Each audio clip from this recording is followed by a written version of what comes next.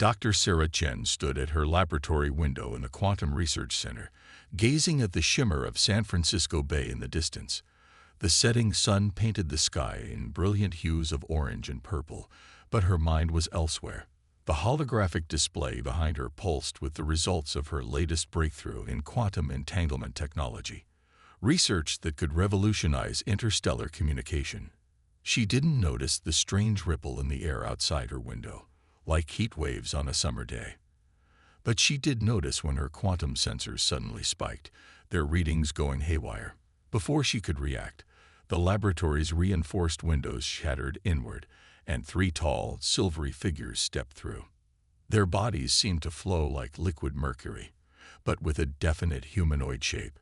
Sarah's hand instinctively moved to the emergency beacon in her pocket, the one Marcus had insisted she carry after the first hints of corporate espionage around her research. The figures' heads turned in perfect unison to track her movement. Dr. Sarah Chen, the central figure, spoke, its voice a discordant harmony of multiple tones. Your research has drawn attention far beyond your comprehension. You will come with us. Sarah's fingers closed around the beacon. I don't think so. She pressed the button and threw it at the nearest figure, simultaneously diving behind her reinforced desk. The beacon erupted in a blast of electromagnetic energy, another of Marcus's preparations, but the aliens barely flinched. Primitive defensive measures, the leader commented, almost sounding amused. Your mate's military background is noted in our files, but insufficient. Sarah's blood ran cold. They knew about Marcus. She reached for her tablet, desperately trying to send one last message, but a silvery hand caught her wrist. The alien's touch was like ice, sending shivers through her body. Your resistance is admirable but futile. The Zaxuri Collective requires your expertise. The world began to fade at the edges of her vision. Some kind of sedative, she realized, administered through skin contact. Her last conscious thought was of Marcus, and a silent prayer that he would understand the clues she'd left in her quantum data stream. Marcus Lawrence was elbow-deep in the engine of his restored '67 Mustang when his security system pinged. He glanced at his phone, expecting another false alarm from the lab. Sarah often worked late, triggering the motion sensors. Instead, he saw the emergency beacon's activation signal, followed by an electromagnetic pulse warning. His military training kicked in instantly. He was moving before his conscious mind fully processed the information, grabbing the go bag from his garage wall and sprinting to his other vehicle, a heavily modified SUV that most people assumed was just for off-roading. The drive to the Quantum Research Center took 12 minutes. It was 12 minutes too long. By the time Marcus arrived, local law enforcement had already established a perimeter. He flashed his private security credentials, his cover for the past 3 years while protecting Sarah, and pushed through. The laboratory was a mess of shattered glass and scattered papers. The quantum research equipment still hummed, displays showing chaotic patterns of data. To most observers, it would look like a random fluctuation caused by whatever had breached the window. But Marcus knew better. He'd spent countless evenings listening to Sarah explain her work, watching her eyes light up as she described the intricate dance of quantum particles. The pattern wasn't random. It was a message. While the police photographed the scene and collected evidence, Marcus downloaded the quantum sensor logs to his secure tablet. Sarah had always insisted that quantum entanglement could be used for more than just communication. It could track objects across space itself. He hadn't fully understood the science, but he trusted her brilliance. Mr. Lawrence, a detective approached, notepad in hand. We'd like to ask you some questions about Dr. Chen's recent activities. Any unusual contacts? Suspicious communications. Marcus straightened up, slipping seamlessly into his security consultant persona. Of course, detective. But first, I need to make a few calls to the company's board of directors. Protocol, you understand. The detective nodded, stepping away to interview other witnesses. Marcus used the moment to scan the quantum data on his tablet. There, buried in the fluctuations, was a pattern he recognized. geographic coordinates, encoded in the quantum signature of the particles Sarah had been studying. She'd managed to tag her abductors with quantum markers.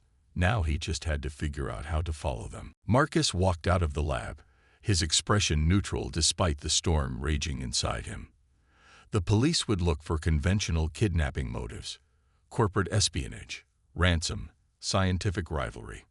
They wouldn't consider that the perpetrators weren't from Earth at all. But Marcus knew. He'd seen too much during his Special Forces days, before he'd been recruited to protect brilliant scientists like Sarah, who were pushing the boundaries of human knowledge. He'd encountered things that no official report could explain, fought battles that history would never record.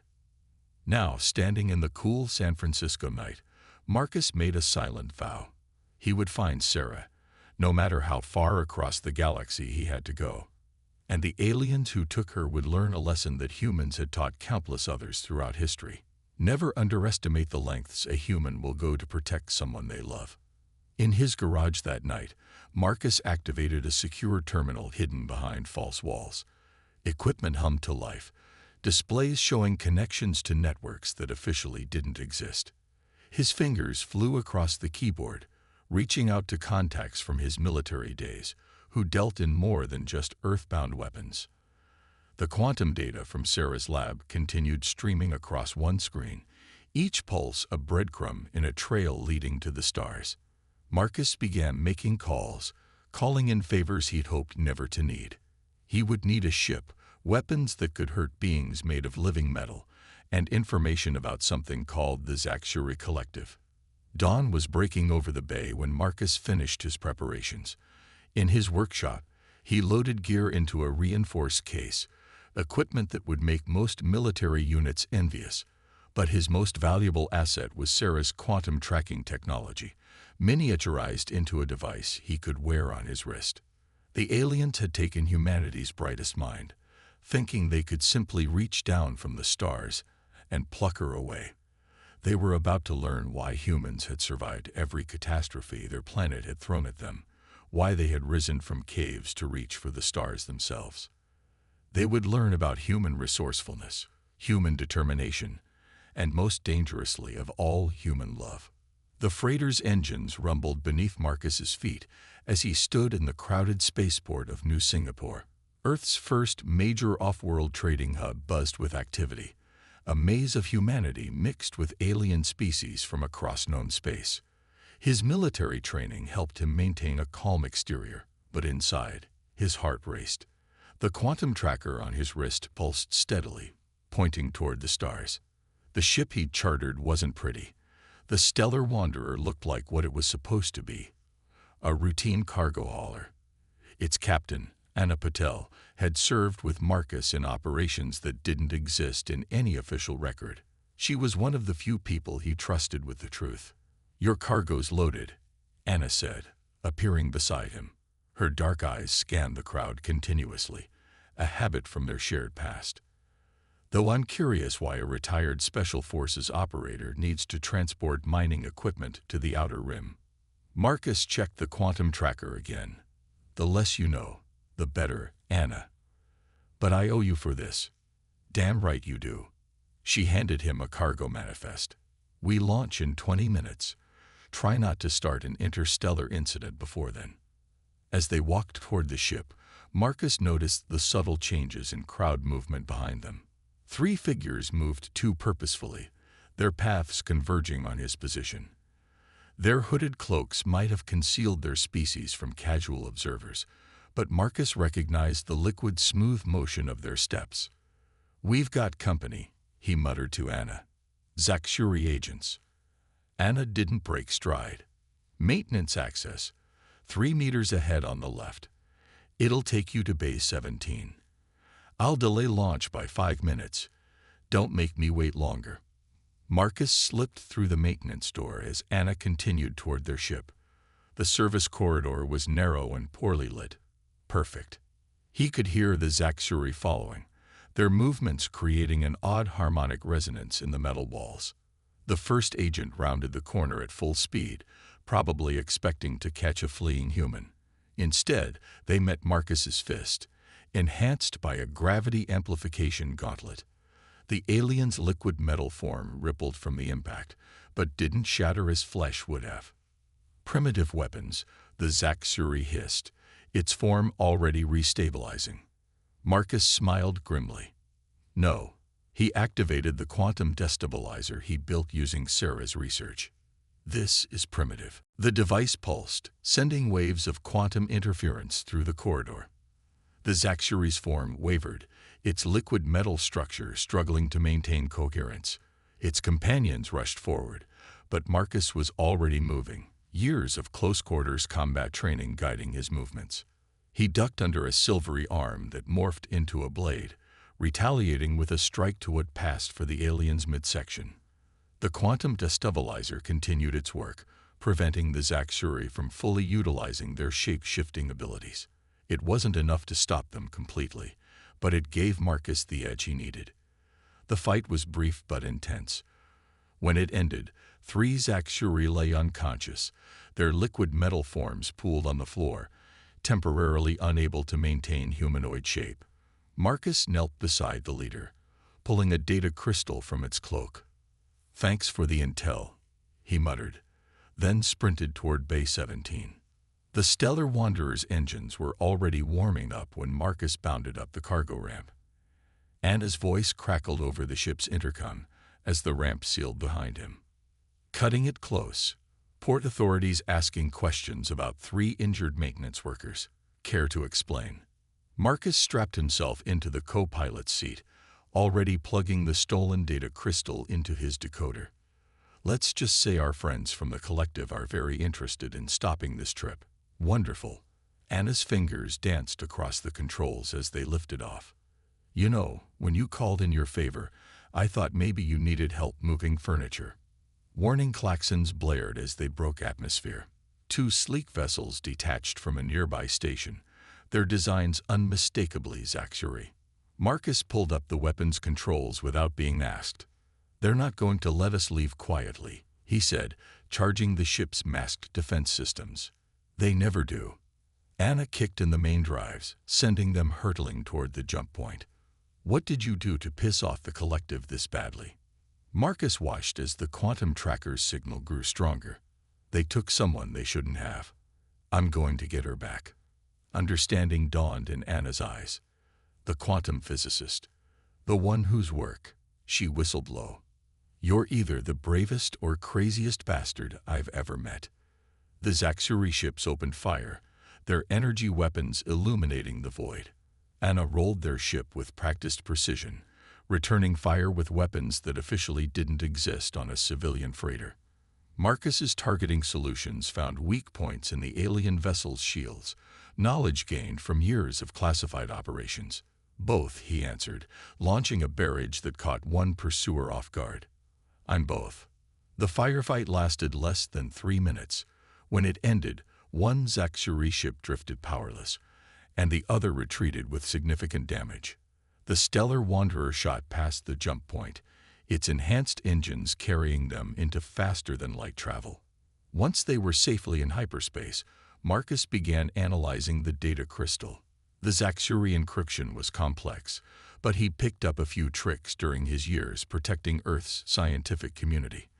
Lines of alien code resolved into readable text, revealing coordinates, base locations, and most importantly, research facility layouts. "They're taking her to something called the Nexus," he said, studying the decoded files. "It's their primary research facility in the Outer Rim. They're collecting scientists from various species, forcing them to work on something big." Anna set the autopilot and turned to face him. "The Nexus is a myth. A Bujiman story spacers tell about a place where the collective conducts their darkest experiments. No one who's gone looking for it has ever returned." Marcus held up his wrist, showing the quantum tracker's steady pulse. No one else had Sarah's quantum entanglement tech. "She found a way to track them, Anna. She knew I'd follow. And if this is a trap, then we'll deal with it." Marcus pulled up more decoded files. "But first, we need to make a stop.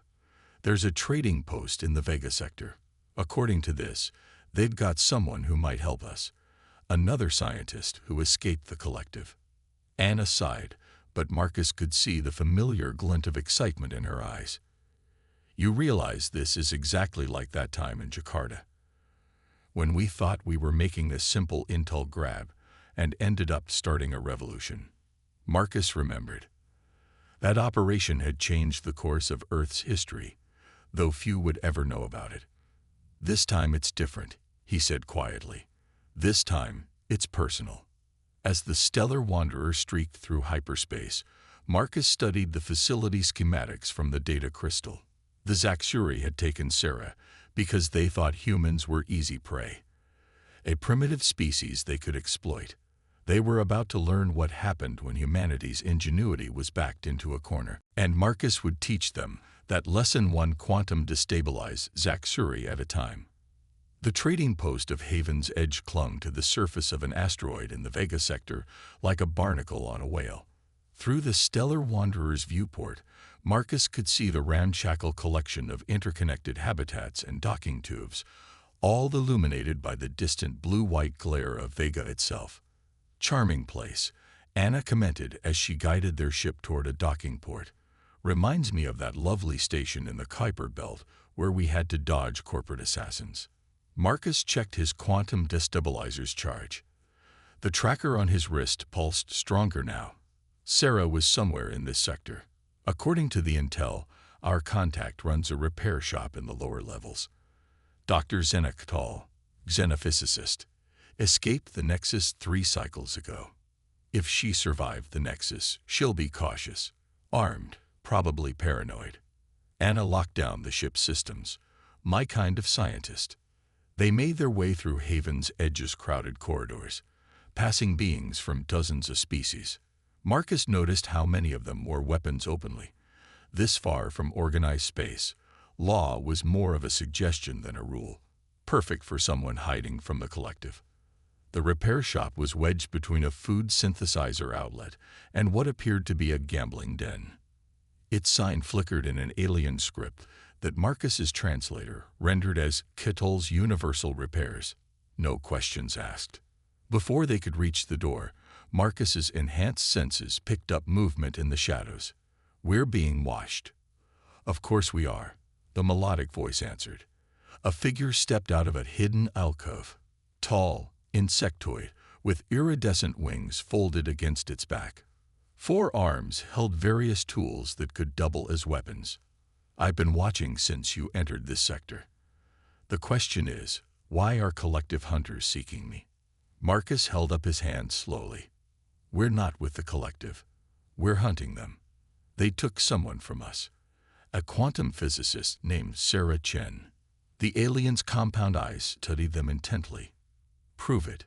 Marcus activated his quantum destabilizer, letting its distinctive energy signature fill the air. Dr. Katal's antennae twitched in recognition.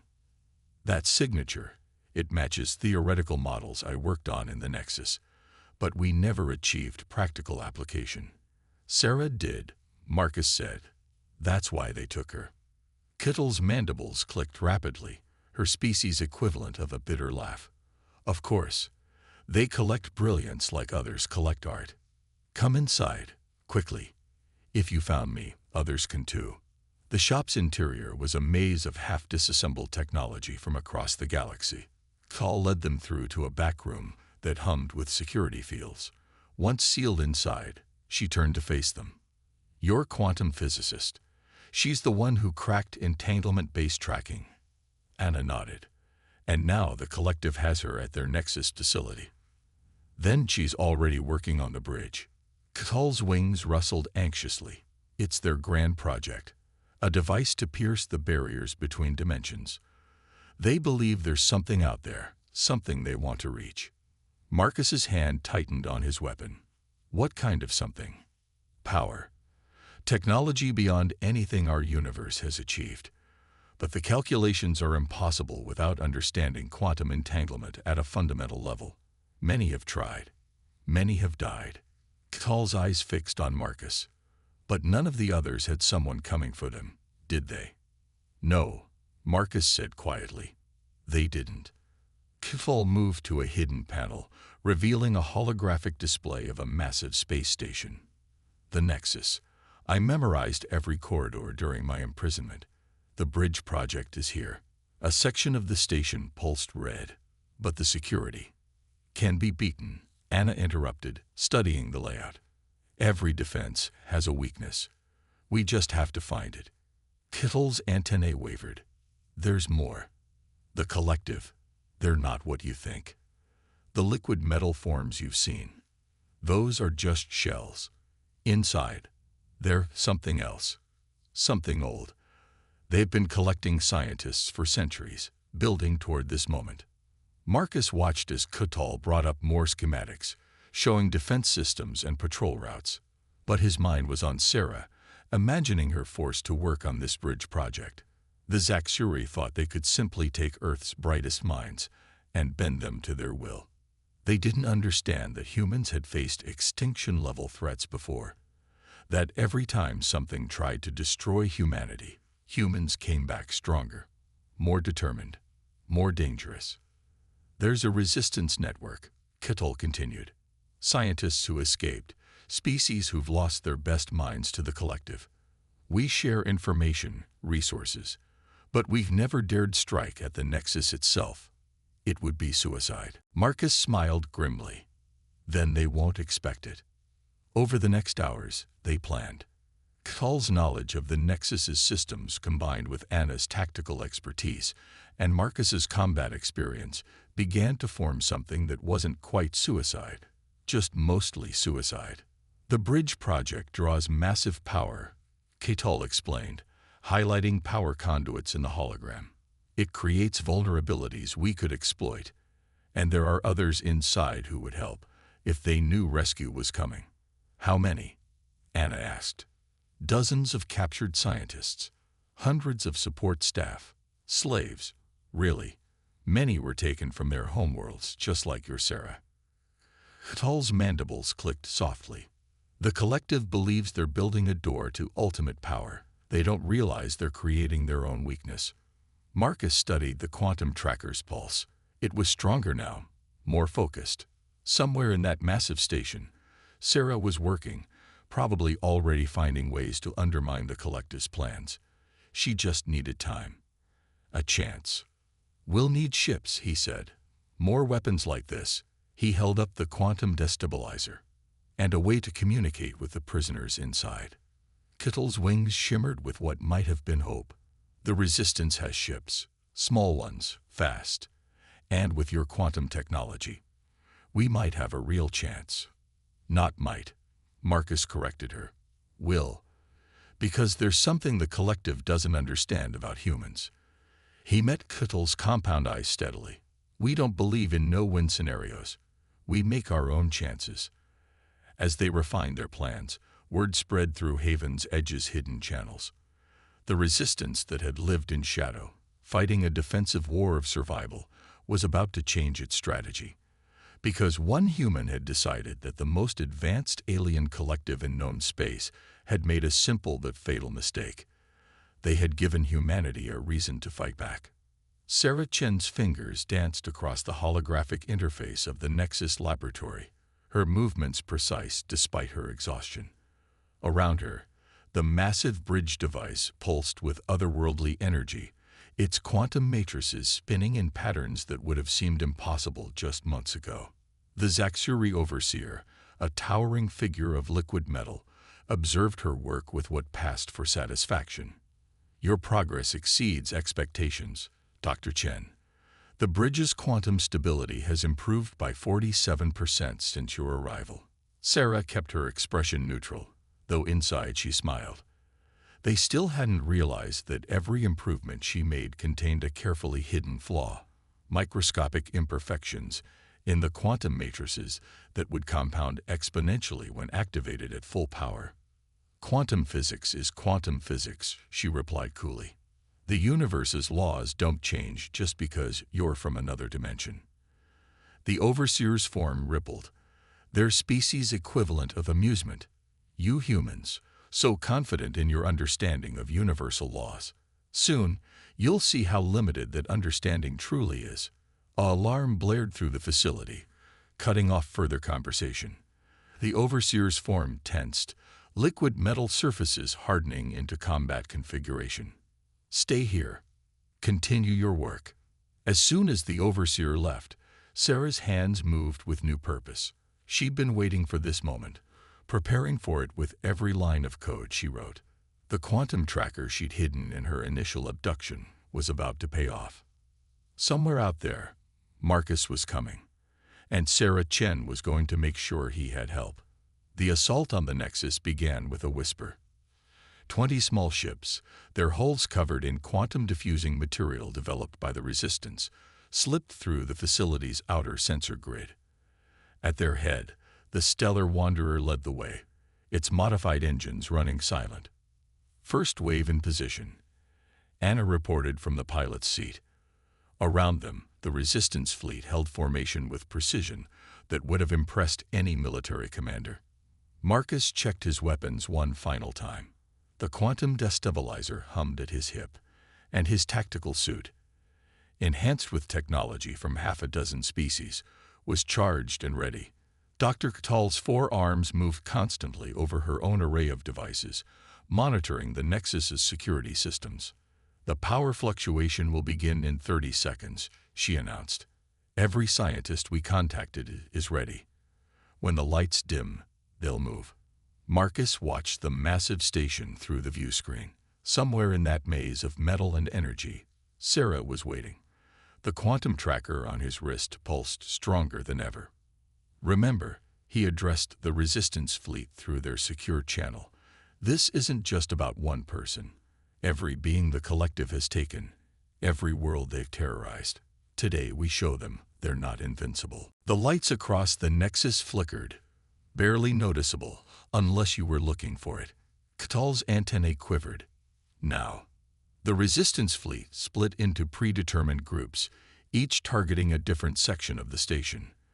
Alarm systems blared to life, but too late. The first wave of quantum-enhanced weapons fire was already cutting through their outer defenses. Multiple Zakshuri vessels launching, Anna reported calmly, rolling their ship through a barrage of enemy fire. "They're scrambling, formations sloppy. They didn't expect an attack here." Marcus allowed himself a grim smile. The collective had grown too confident, too secure in their technological superiority.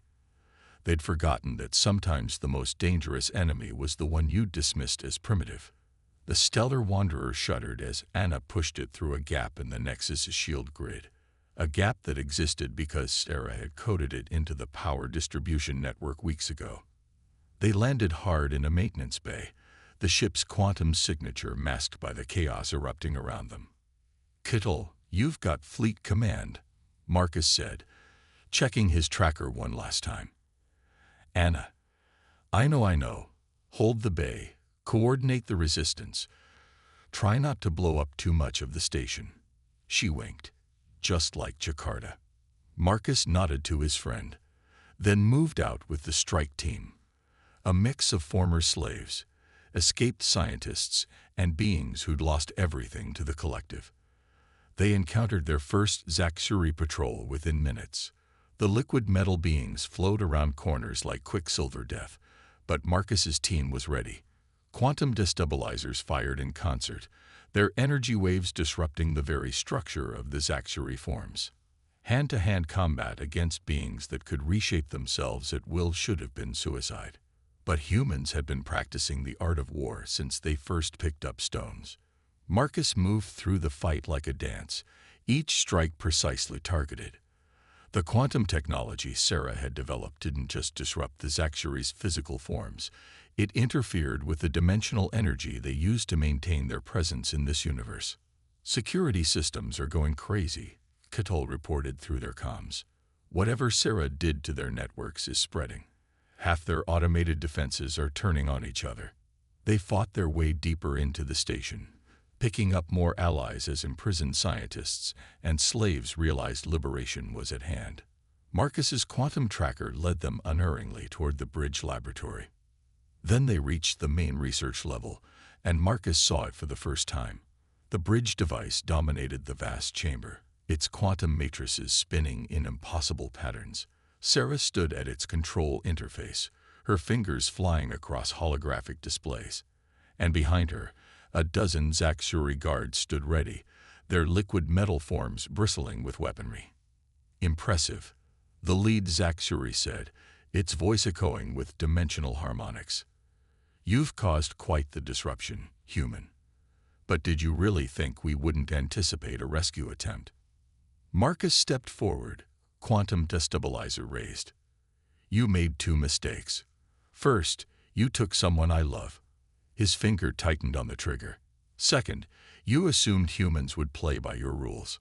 Sarah's hands never stopped moving across the interface. "You know what's fascinating about quantum mechanics?" she asked conversationally. "Sometimes, the act of observation changes the outcome." The bridge device's hum changed pitch.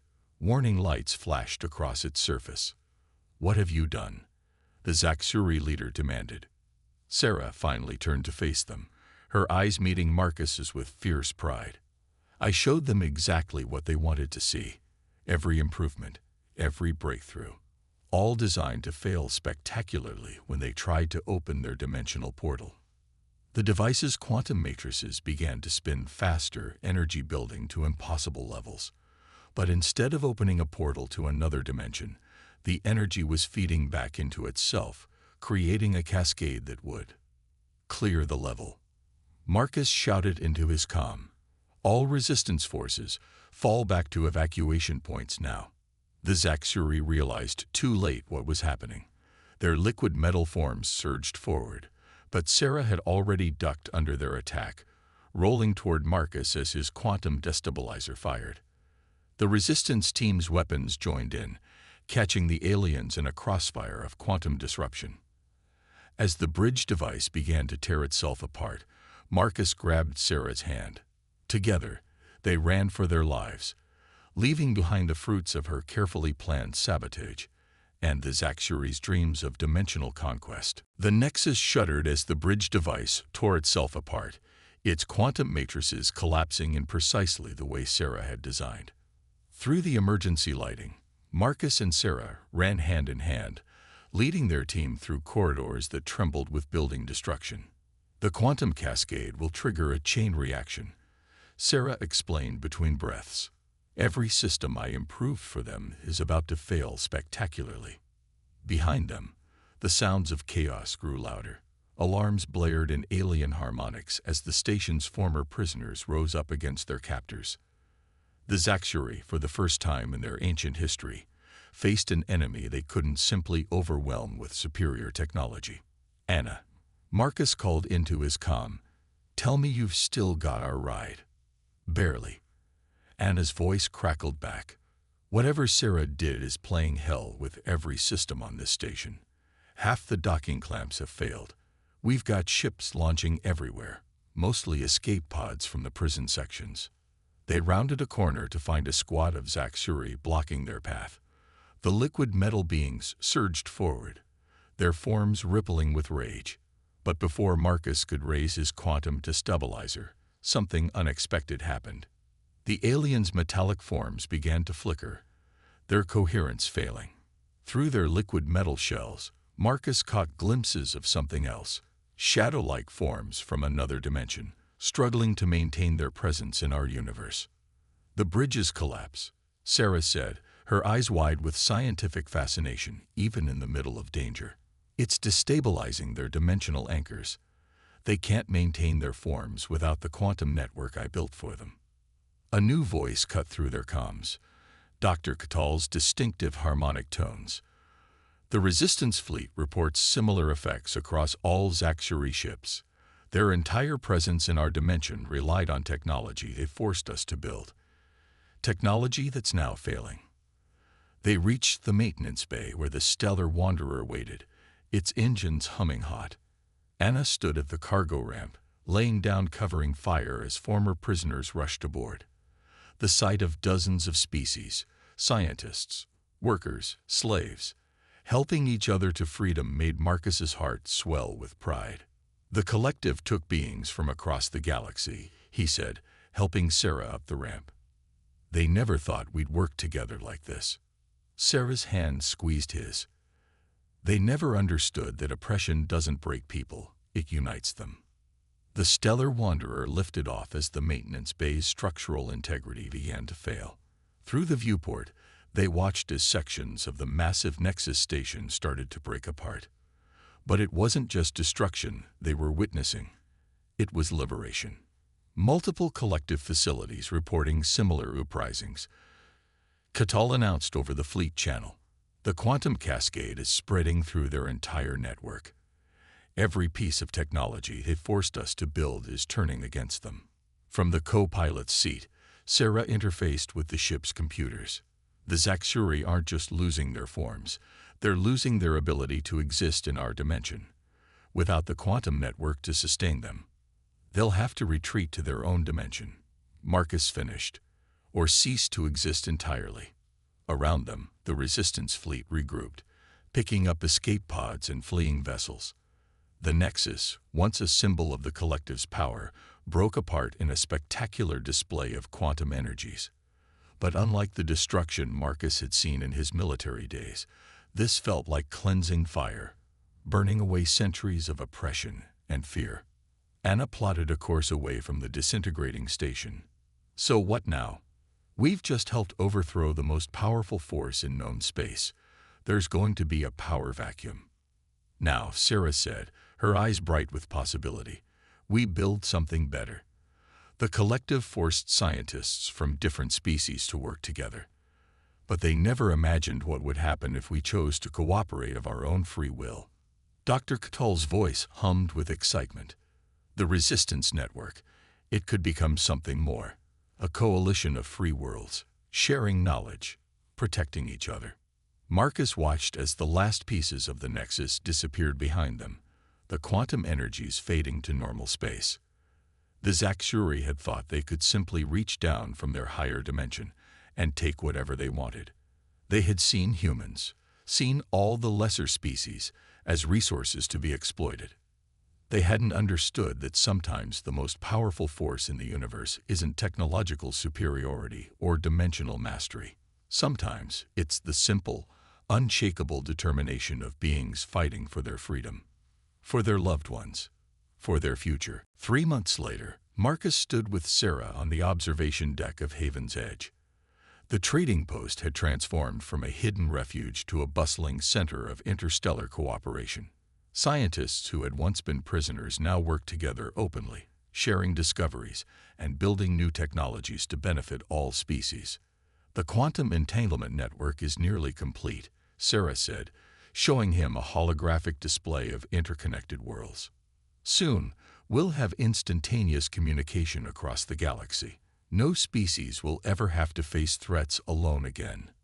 Marcus wrapped an arm around her waist, remembering the moment he found her quantum tracker signal. Think they'll be back? The Zaxuri? Maybe. But if they do, Sarah's smile held the same determination he'd fallen in love with. They'll find a very different galaxy waiting for them. Below them, the docking bays were filled with ships from dozens of worlds. Former Resistance vessels now carried trade goods and scientific expeditions. The quantum technology that had helped defeat the collective was being adapted to explore the universe, not exploit it. Anna approached, her captain's insignia gleaming on her new uniform. The Coalition Council is ready for your report, Dr. Chen. Something about using quantum entanglement to detect dimensional incursions. Sarah squeezed Marcus's hand before stepping away. Humanity's greatest strength was never our technology, she said. It was our ability to rise above our differences and work together. The Zaxuri thought they were superior because they came from a higher dimension. But they never understood that true advancement isn't about where you come from. It's about where you choose to go together. As Sarah left for her meeting, Marcus looked out at the stars. Somewhere out there, in their own dimension, the Zaxuri were probably watching, perhaps planning their return, but he wasn't worried. They had made a crucial mistake, one that oppressors throughout history had made time and time again.